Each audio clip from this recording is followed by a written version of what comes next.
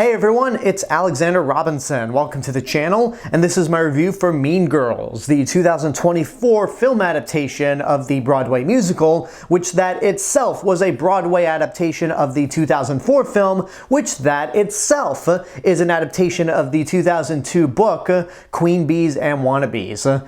Boy, what a pyramid scheme of adaptations that is. Anyway, this movie is basically, to put it simply, a remake of the 2004 film Mean Girls, except with a musical twist to it. The movie follows 16-year-old Katie, who in this version is played by Angourie Rice, as she is taken from Kenya with her mother to America to basically enroll in public high school. And she has an awkward time fitting in. She's trying to find her clique, basically, when she gets roped into the group known as the Plastics, led by Regina. When I first heard about this, I didn't even think it was real. In my mind, I thought they just took the stage adaptation of Mean Girls, filmed it, and then decided to show it as part of Fathom events, sort of like what they did with Hamilton on Disney+. No, it was actually a film adaptation of that musical, which basically means that it's a remake of the 2004 film. And I just thought to myself, why? 2004, in my opinion, is not that far away for a movie to warrant a remake. And in terms of that original movie, Mean Girls, I actually like it quite a bit. It came out at a time when, as a 13-year-old boy, I just thought, oh, chick flick for girls, no thank you. But I did end up seeing that movie in theaters when it came out. I don't know how I actually got taken to see it, but I remember thinking, yeah, that was really funny. And the last time I saw this movie was at its 10-year anniversary, and it was even funnier watching it with a 10-year gap. So I really would like to see that movie again because I just remember it being so funny. But I'm also glad I haven't watched it in 10 years because it gives me a chance to review this movie just on its own merits. I will be making a few comparisons though, because with this being a remake, it's kind of hard not to compare it to the original, but on its own merits, I thought this was really fun. I have to admit, I did go into this movie with a bad attitude because I thought 20 years is not that long to warrant a remake, and it's a film adaptation of a Broadway musical that was based off a movie itself. What's even the point outside of, money? And I went into it with a bad attitude, but came out thinking, there was some stuff that I really liked in it. There was a lot of jokes that hit hard. I mean, this is once again written by Tina Fey, who wrote the original film. And the laughs for me ranged from light chuckles to uncontrollable laughter that I tried not to be too loud over just because it was so absurd and so out of the blue that it made me laugh. And the movie, I think, did a really good job at kind of updating this story to fit in our modern society, because even though I think 20 years is too soon for a movie to be remade, 20 years is definitely a large gap in between technology and society that I think this movie does a good job at bringing into this new decade.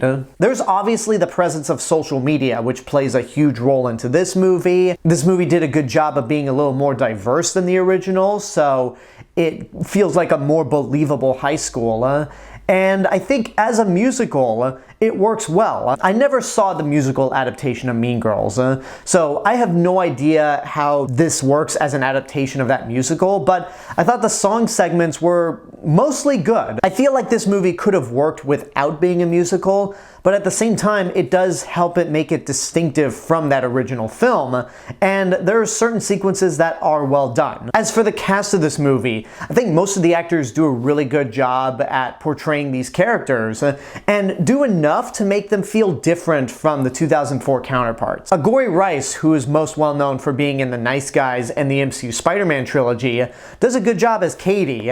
And I think in terms of nailing the new girl persona, she does an excellent job. I feel like she's more awkward when fitting into the Plastics, but you also get the feeling that she doesn't really fully turn into one. Like, you can still kind of see the nice girl that she was at the start of this movie. Reneé Rapp, who actually played Regina in one of the stage versions, does a really good job as well, and I felt like she completely embodied the stereotypical bitch type character. You can clearly tell that this Regina is a true phony, and she'll be willing to like double cross anyone just to kind of get her way and to run things in the high school. Auliʻi Cravalho as Janice was probably the big scene stealer of the movie for me. I thought Lizzie Kaplan in the first movie was good as well, but I thought Cravalho just brought a little more depth to this character. I felt more for her in this adaptation than I did in the original, and in terms of the musical numbers, I mean, we've all seen Moana and how great she does with the songs there.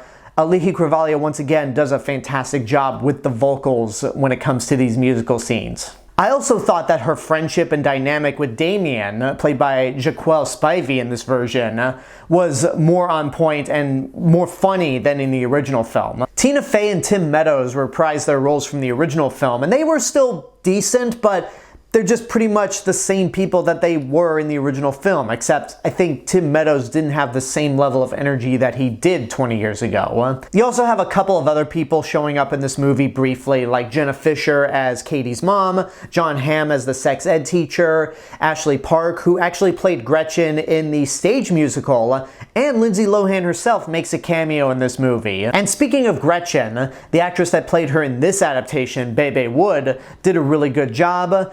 Avantika as Karen had me laughing consistently. I mean, Karen in both versions of Mean Girls has proven to not be the brightest bulb around, and I think Avantika does just as good a job as Amanda Seyfried did in the original, which that itself lends to a small problem with this movie.